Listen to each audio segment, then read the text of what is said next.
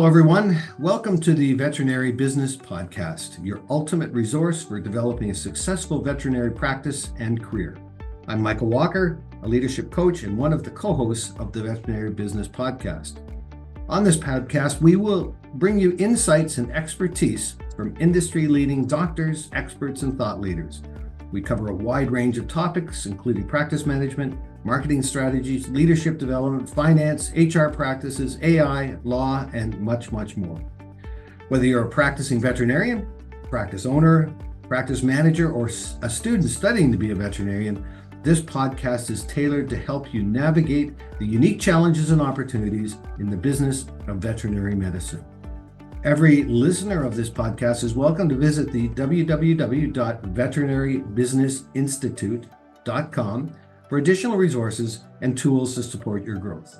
And remember, you can subscribe to our podcast on iTunes, YouTube Music, Spotify, and other popular podcast platforms. Today, I'm excited to talk with Dr. Matthew McGlasson, a distinguished leader and influencer in the veterinary industry. Dr. McGlasson is the medical ambassador at Mission Veterinary Partners and the owner of McGlasson Consulting. With a proven track record as an experienced chief medical officer, he brings a wealth of knowledge and experience and leadership, particularly in veterinary medicine and surgery, team building, marketing, standards of care development, and strategic planning. Dr. McGlasson is deeply passionate about mentoring the next generation of veterinary leaders and building a strong, positive culture in the industry.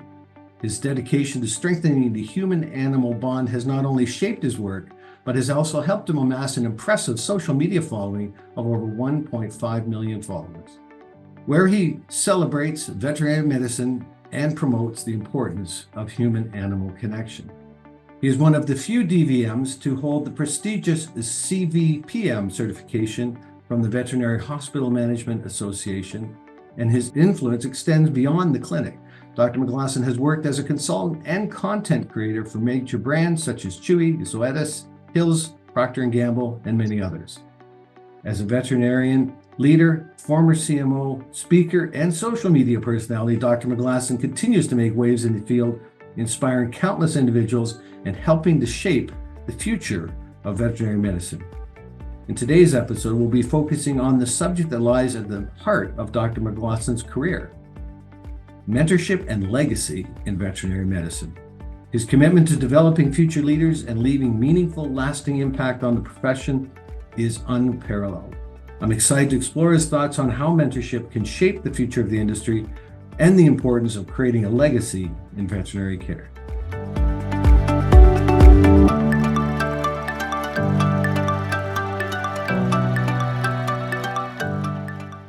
I'm thrilled to have him with us today to share his insights and experiences. Welcome, Dr. McGlasson. Thank you so much for having me. It is great to have you here. That is a lot of background on you that certainly and I know there's a lot more, and it's exciting to have you with us. You know, the words that really catch my attention today, that human-animal bond, legacy, the power of mentorship, just such critical things in today's world with everything moving at light speed and with information being at our fingertips, yet it's so easy to lose our identity and direction and purpose. And I'm excited to dive in with you on that conversation today. But I want to ask you a question right out the top. I want to just get right out of some of the technical stuff. Can I ask you, why are you passionate about veterinary medicine, and kind of who or what has inspired you? Yeah, for sure.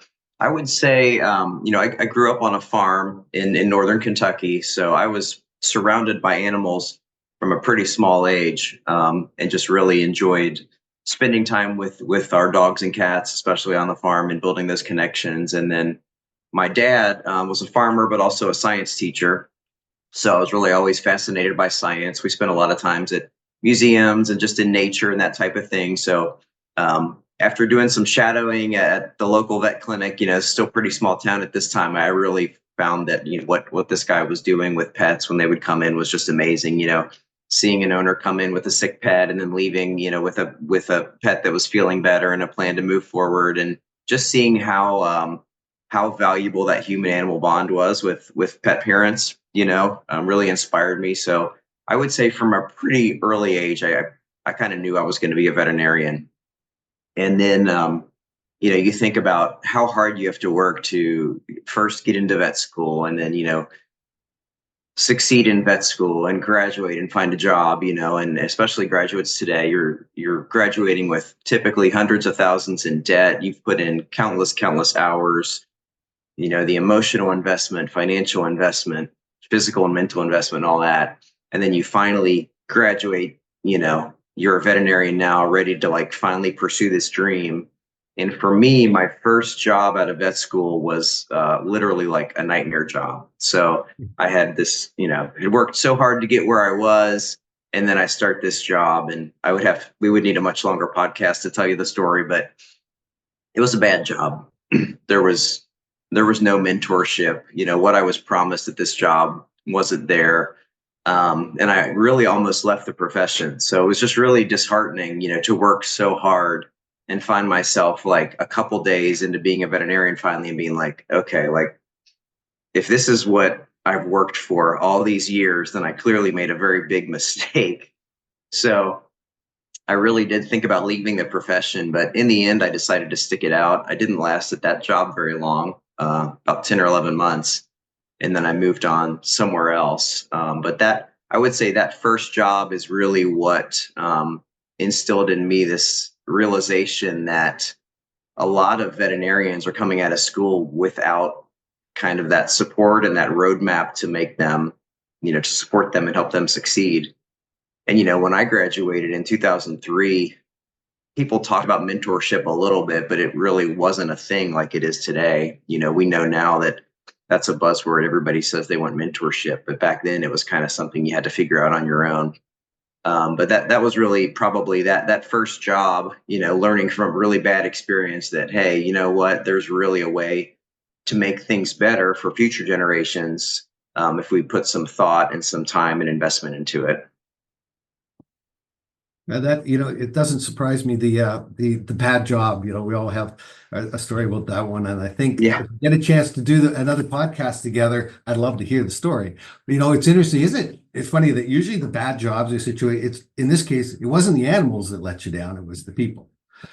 And Correct. Yeah. it's that human side that is such a challenge, and I think why there's such a draw, an attraction to this concept of mentorship and the hunger for making a mark, leaving a legacy, as we're talking about this morning. It's so important, and it's interesting. Was there ever a time where you kind of in that journey, besides the job, but kind of before that, you ever thought, have I picked the wrong career, or was it really inculcated into you right out of the gate?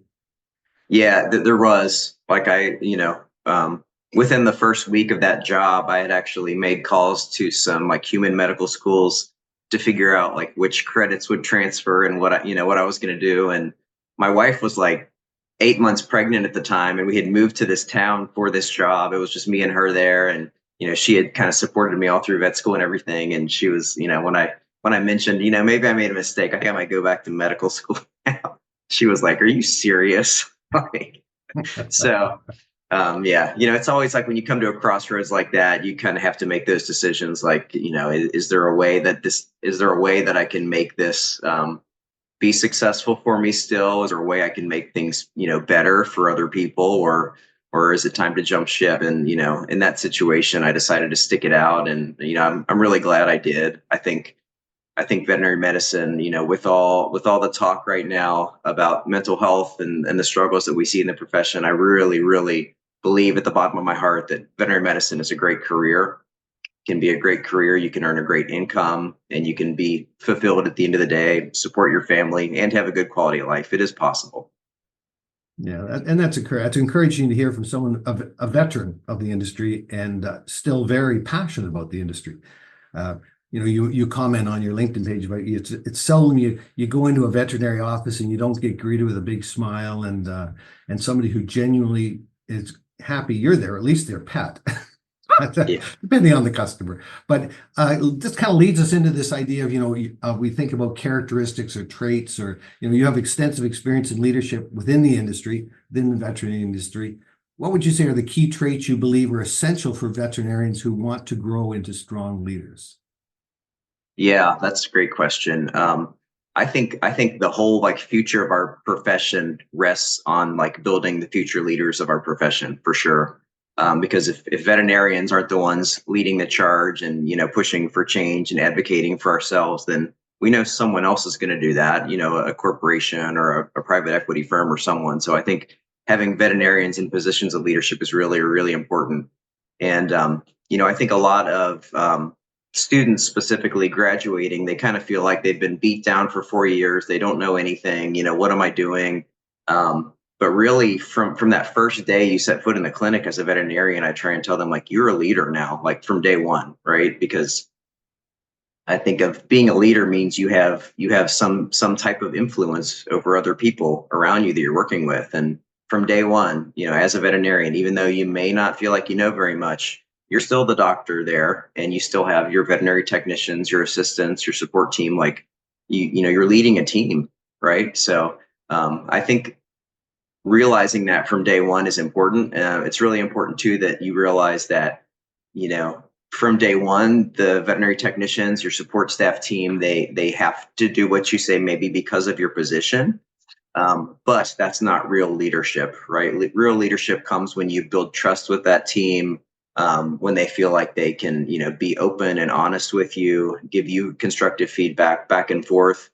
And then you get to that point, where you talk about the different levels of leadership where they're helping you and following your leadership because they want to, right? Because they're bought into what you do. They know you care about them and you guys have the same mission. So I think building that trust is important, realizing that you are a leader from day one, but then also that like there's a lot of responsibility and trust that you have to build, to be a true leader for them.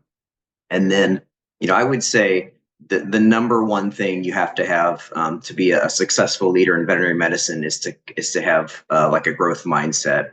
You know, I see so many people in the profession. You talk about burnout and things like that, and when you see what some people are doing, and it's easy to fall into this like kind of rat race thing where you work all day really hard, you go home, run the kids around to events, whatever's going on, go to bed, wake up, do the same thing again, repeat, repeat, repeat, right? So if you don't have that growth mindset and you're not really, really intentional about investing in yourself and kind of planning out, okay, what's next for me? How am I going to grow? What are my goals? Then it's really, really easy to wake up and be like, wow, I've been doing this for 10 years and I'm kind of still doing the same thing, right? Yeah, exactly. I think that growth is, I think that's the challenge, isn't it? That a lot of growth has a lot of our systems, a lot of our structure. Of course, in your industry, there's a lot of structural theory to get there, as you say, years to get there. So there's this real tendency that growth is driven by what you do and how you do it. But it's about protecting the space and not losing the space of the growth of who you are and why you matter. Yeah. And Yeah. that's where that mentorship comes in, where people helping somebody. I was thinking of that idea of you have some fruit sitting on a table and you have lights on it and it looks a certain way, but if you move the lights, the fruit suddenly looks different. And really, Yeah. I think that's the mentoring piece you're talking about, that you're helping people see themselves through a different light that allows them to be the best version of themselves, I guess would be the best way to put it. And they don't have to grow, they get to grow. That's always been my For thing. sure. Yeah. When I discovered I didn't have to do everything, I could just I could choose, and I could actually have fun doing it. Hey, I got another Yeah. question for you. As a mentor to many doctors, what advice would you give to new graduates who are navigating their first jobs in veterinary medicine, particularly when it comes to finding the right practice culture like that? So I think, I don't want any new grad to have the same experience that I had coming out of vet school. So I think about the mistakes that I made and what I try and teach students now. And most of my job right now is talking to new students that are looking for their first job. When you go into a practice, you have to have a list of goals, a list of questions, written down or in your mind. Because once you get into that practice and you start meeting people and run around, you're kind of going to kind of forget, what's important to you. So write down your non-negotiables, write down what's important to you when you go in.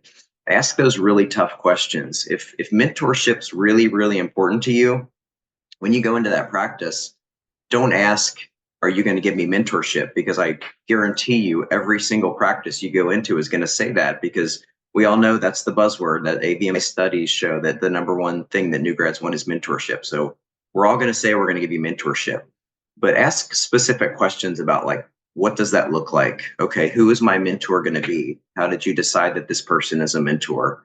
Have they mentored another veterinarian before? Can I talk to the veterinarian they mentored last? Right?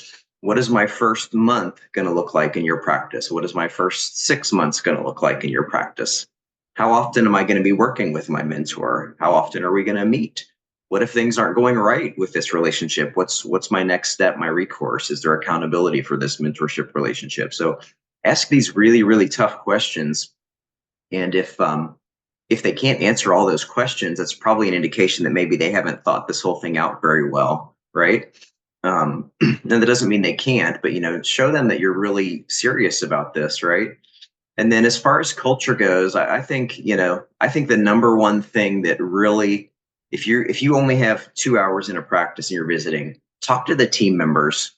Don't just talk to the doctor that's interviewing you, the medical director or whatever, but talk to the CSRs up front. Just ask them questions like, hey, what do you like about working here?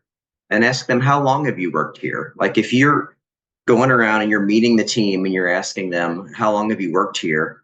And everybody that you talk to is like 5, 6, 10 years, 15 years. That's probably a pretty good indication that they're doing things right. They have, low turnover. But if you ask 10 people that question and the senior person there has been there for 9 months, then that's probably a red flag that this practice is dealing with a lot of turnover, right? So there's things you can figure out without asking those tough questions. And then just walk around the practice and really ask tough questions. Like, I've had doctors that I sent students to before, and they say, it seemed like the student was interviewing me more than I was interviewing them. And I'm like, yeah, exactly. Like, that's how it should be, right? Ask tough questions. Like, this is a big step. You've worked so hard to get here. Don't be afraid to ask the tough questions. Ask what kind of pain control they provide their patients. Ask their thoughts on fear-free handling. What's important to you? What does anesthetic monitoring look like in your practice? Do you do radiographs on all your dentals? Like, ask all these tough questions. This is your chance to really kind of flush things out. That's awesome. Yeah, I can totally. I was always in my career, I've always approached, I don't know where I really learned it, maybe from my dad, but it was the idea, and you and I both have used the word passion. And I would go I'd go and figure out kind of who are the players in the industry I wanted to be in. And I would go try and get a 10, 15 minutes interview through their office person, trying to schmooze them enough that they let me get in. And I would just ask them one question: why are you passionate about what you do? Why are you passionate about who you are? And everyone loves to tell a story. Everyone loves to talk about themselves. And to your point, then you start asking, and then you laid out, then start digging a little. Okay, if they can answer, if they immediately jump on that, then now there's technical questions you want to know, as you said, about pain management, different elements that I never asked those questions in my field, but I totally, and I think the idea of, I think the key here is that idea, and what you embody about how you've approached your career, is you've never lost sight of your passion for not just what you do and how you do it, but who you are and why you matter. And I think that, if it's just what you do, then it's kind of head knowledge. But if it's who you are, it's heart knowledge, and just it sticks better and stays better. I really see that in that advice. That's beautiful. I have a question here that's connected to that. It's a term I love because I'm a pet lover. I grew up with animals from as little. I remember, I was just reminiscing this morning before we started. I remember I was like 10 years old when I saw the movie Born Free with the lions. I don't know if you ever saw it. It's a classic movie. Yeah. And I was in tears. So that set the tone for me for animals. Like, I always wanted a big cat. But it was, so I've always been passionate about that. But I think you're passionate about strengthening that human animal bond, and have a large following on social media, which is these days is important. It's not, again, it's not about making it about the 1.5 million people. It's about making, what is it that makes you attractive, that those 1.5 million people want what you have. And so how do you leverage social media to promote this message of the human animal bond, and what impact has it had on your work and the industry as a whole? Yeah, I think I think a lot of times, and I'm sure this is the same with any industry. You get working, and you start getting really busy. You're just focusing on getting through the day, the next big thing I'm going to do, and this, and then you kind of forget, like, what was it about veterinary medicine that made me choose this really, really difficult profession? Because no one goes into veterinary medicine because it's easy. No one goes into veterinary medicine because they want to be a multimillionaire, right? People do it because they're passionate about that field for some reason, and typically it's because they realize the power of the human animal bond, right? And everyone started there. I think that's in veterinary medicine to some degree. So I think it's really important to always remember that that's what got us here. That's why we do all this. Like, that's why we're building all this technology. That's why we go into all this debt. That's why we work these long hours, and we go through the mental and the emotional stress and all that, because we really, at the end of the day, believe that it's worth working hard for. The power of that human animal bond. We've had a relationship with a pet, personally, or we've witnessed the power of that in our families. So I just think it's really important to go back frequently and remind yourself, like, this is why we do this, and this is really hard work, and it's really stressful, but it's super, super important. I'll show you 1 second here. And she was just sitting here asking to be on film. But this, so just to give you an example, during COVID, my kids were going through a hard time during COVID. It was stressful. They're away from their friends. They're here, and especially my youngest daughter was having a real hard time with COVID. Online school wasn't going well for her. She felt really isolated, sad, that type of thing. And I'm working in the practice, and someone brings in this special needs kitten, right? And this is Rue. She can't use her back legs, so she's basically like a kitten that no one would want. In a lot of practices, probably that day, it would have been suggested that she get put to sleep or whatever, because she's not going to have a good quality life. So I don't know what it was about that day, but I was like, I'll take her. So my daughter's birthday was coming up, and this became my daughter's birthday present. And she, witnessing that relationship between her, and she had wanted a kitten forever, witnessing that relationship, and she doesn't care that she's special needs and whatever, like, and Rue doesn't know she's special needs. So just seeing that bond, and she's sleeping in bed with her every night, it gave her a reason to get up and be excited about the day instead of being depressed about everything. And just seeing how much that relationship meant to her firsthand, for me, I think it was a good reminder, because, like, everyone's stressed. We're talking about how horrible veterinary medicine is. We're doing curbside visits, all this. And then in the middle of all that, it's like, oh, wait, yeah, this is really important what we do. And it's a gift, and it's a privilege to be able to be a part of this. So seeing that firsthand in my home with my daughter was really a great reminder to me. So I think a lot of times we just need to refocus, and we all have little reminders like that. You just have to take the time to capture that and really celebrate that. And what's her name? This is RuPaul. RuPaul. And she it just that she is looks very content. She is. She has RBF, they say. She looks actually like she's in charge too. I'm just going to say. She is. Yeah. It's interesting. I just in that we just had to this last in the winter, we had to put down our Bernese Mountain Dog. And oh very no! sudden, Sorry. And she was older. She had a great life. I mean, we every time we do this, it's like it's like you say, I'll never do that again. You do, but it gets me emotional just even thinking about it. But I got to tell you, I was so impressed at how we went to an emergency clinic in our town because she was in distress, just a massive body pain. So we took her, and she was pain, but I was sitting in this room and she was midway on the trauma in the order list of priorities and triage list rather. And what was interesting is I suddenly took stock of the entire environment as an observer, that I've never been in an emergency room that was so calm, so incredibly, the staff were so present but not right there. And then everything they did, as we did it, like we did it on the floor, lying on the floor, doing things. I mean, there's not another industry that is so intentional about meeting their patient where they're at. Yeah. Yeah. I And love that. and the parent and who you don't, you've got that dual responsibility. And it was beautiful. It was like a beautiful experience. And That's it great. Yeah. was one of the best I've ever experienced in the journey of that. Fortunately, because I had great lives with great dogs along the journey. But I have to go back to something on your resume. I saw there a thing called a DVM 360 Veterinary Hero Award. Love it. No, yeah. What was that about? Um, so DVM 360 magazine does this veterinary hero award every year, in different categories. So I was nominated in the category of practice management. So yeah, I'm super, super grateful for that. I think there were a lot of people way more deserving, but it was an honor to get that. And, I think that came from,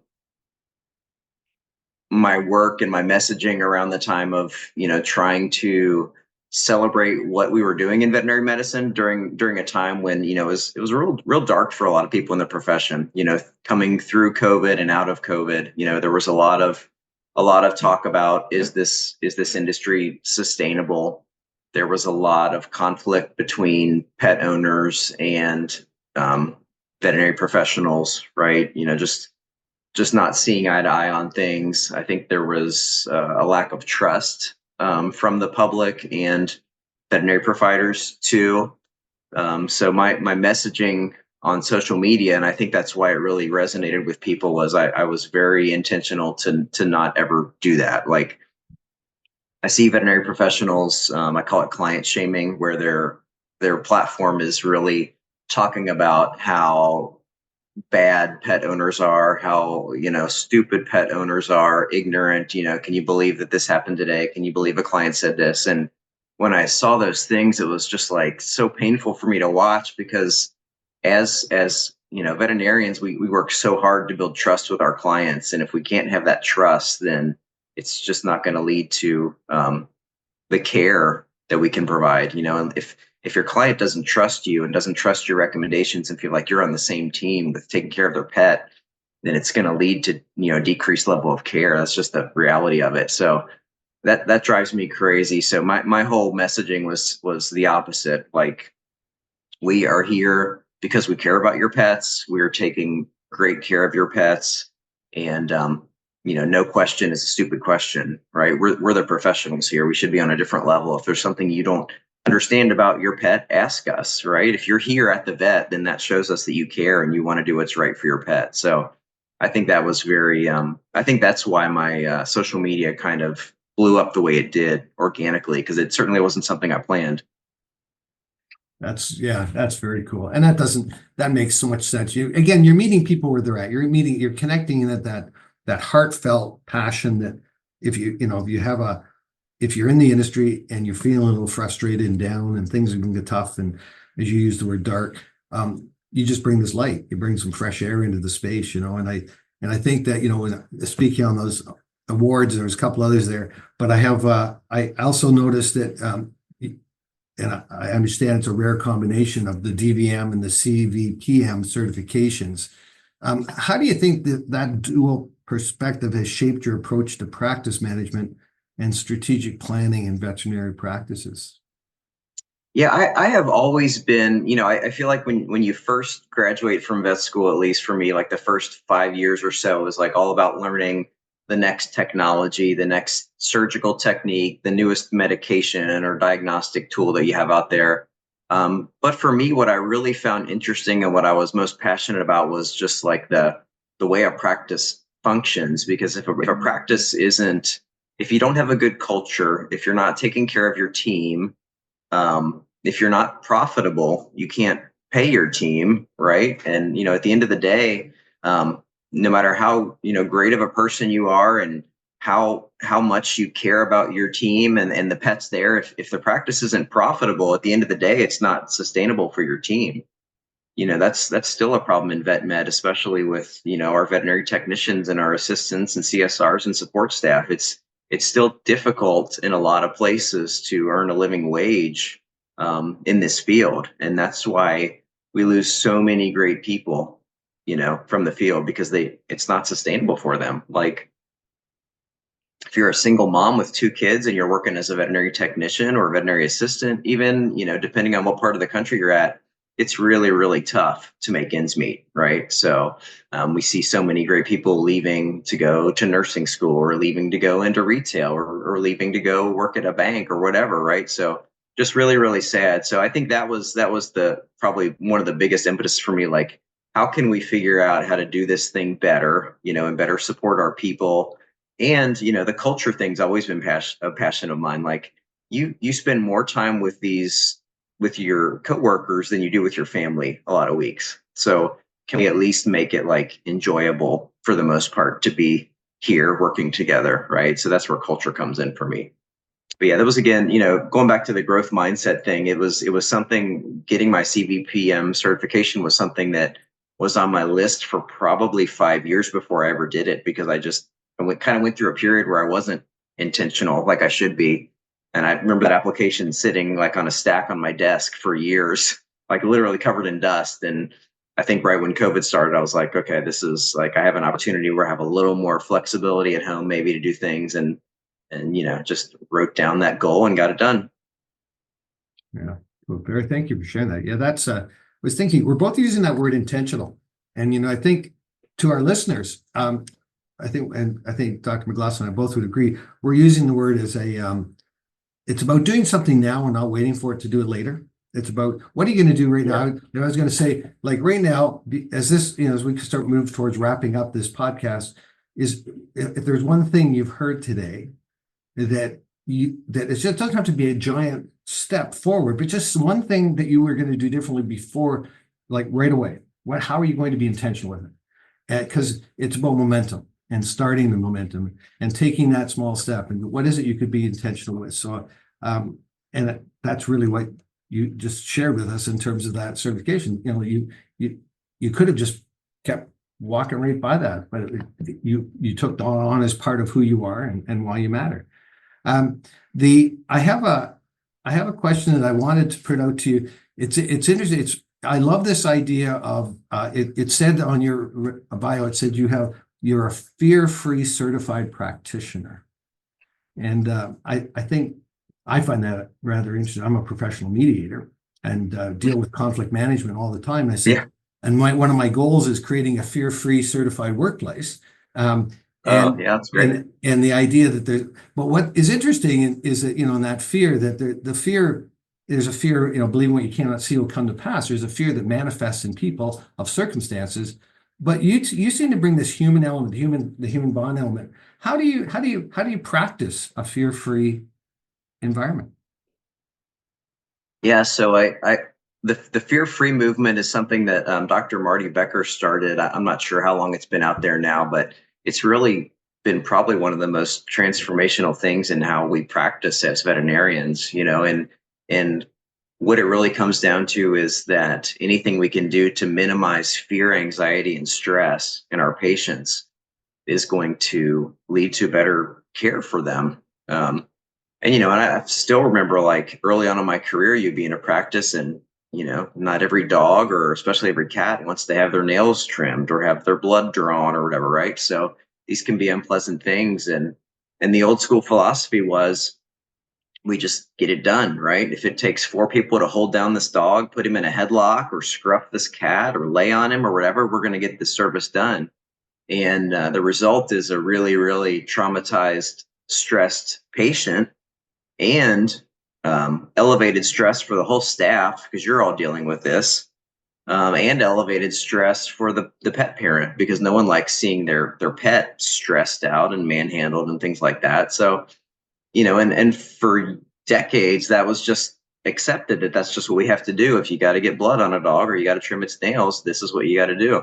And so I really credit Dr. Becker with, like, being passionate about that and bringing that to the forefront. And just, it's really taking over and transformed the way a lot of practices operate now, and it decreases the stress of the patient and the pet parent, and what that results in is a better environment for everyone in the practice. So the whole practice has a lower stress level, and it leads to better compliance. So we know that pet parents are going to be more likely to bring their dog back in or their cat back in now because it wasn't a horrible experience. So there's a whole theory behind it, and it's using not just how you approach the pet and handle the pet, but also the use of, we've got all these amazing drugs out there that can just decrease the stress level of our pets.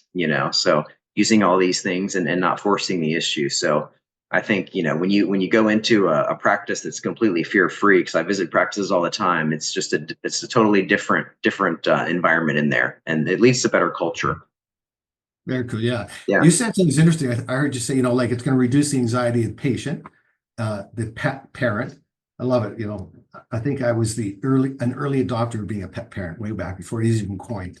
Yeah. But the pet parent. But what you didn't say, and I think is significant in this conversation, and for those that are either coming into the industry or frustrated me by it, is it also reduces the anxiety for the doctor themselves. Who wants to traumatize them? You're there for a reason. That's the last thing you want to do. But so I think I think some of the things you practice is the things you're developing and the things you're working with and you're sharing with us today are helping make that your field more attractive, to make it more enjoyable, to make it more user friendly would be the term, but in this case, doctor friendly, as well as pet parent and the patient, of course. So listen, we've got to wrap up, and we're getting close to the end of our time. So any last closing thought, Dr. McGlasson, you'd like to share with our listeners today?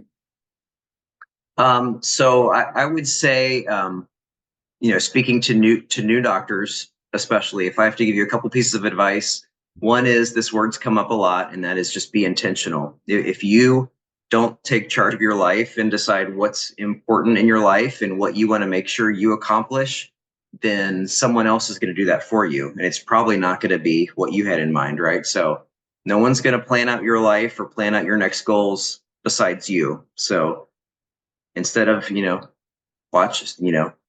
streaming 4 hours of Netflix on a Sunday, you just take like 20-30 minutes and sit down somewhere by yourself and be intentional and plan out your goals and write down some things you want to accomplish, in the next quarter, the next year, that type of thing. And the other thing is just be brave. I think in veterinary medicine, we're people pleasers. We don't like to rock the boat. We like to keep everyone happy. But when I'm speaking at conferences or visiting vet schools, like there's always like that one or two students that's really brave, and they come up at the end of the talk to ask me a question, or they ask me a tough question, and raise their hand and are a little bit vulnerable with themselves. And veterinary profession is really, really small, and networking is everything. So anything you can do to be brave and kind of help yourself stand out among the crowd, so someone remembers you or makes a connection with you, it will come back and help you out in your career sometime, I promise you. Maybe in a year, maybe in 10 years, but everybody knows everybody. So any connections you can make to be brave and network with people out there will really, really pay off. That is wonderful advice, Dr. McGlasson.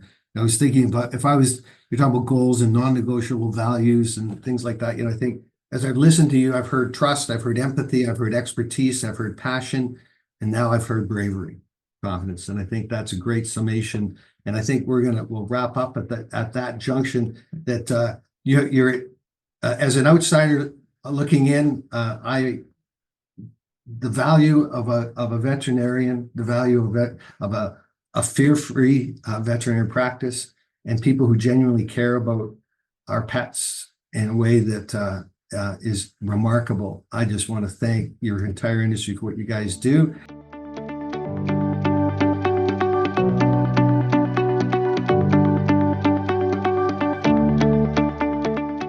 Thank you so much, Dr. McGlasson, for joining us today and talking to us about mentorship and legacy in veterinary medicine.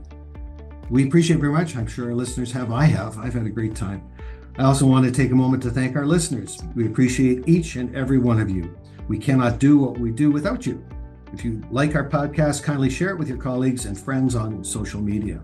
Also, please don't forget to leave us a review. It's a big deal on your favorite podcast platform. Your reviews will help other doctors and practice owners find us. So until next time, keep striving for excellence, making a positive impact in the lives of your patients and pet parents and yourselves. Be passionate about what you do. Love yourself along the way. And I wish you all an amazing week ahead.